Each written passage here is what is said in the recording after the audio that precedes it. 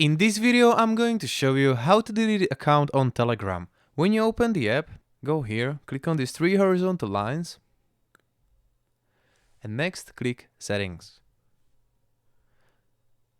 Then go Privacy and Security. And when you are using application, there is only one way how to delete account. If you set up this away for 1 month, and you don't use this application 1 month, your application, your account will be deleted. How to do it permanently and how to do it now, just follow me.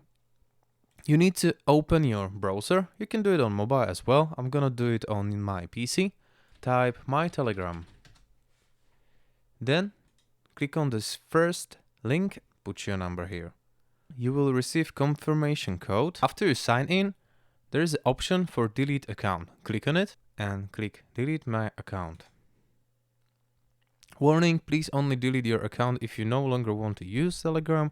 If you delete your account now, it may not be possible to sign up again for several days. So make sure you're not gonna use this account again in several days because it's gonna be permanently deleted. Maybe you can register later, but if you delete now account, it's deleted. Okay, click yes, delete my account, and that's it.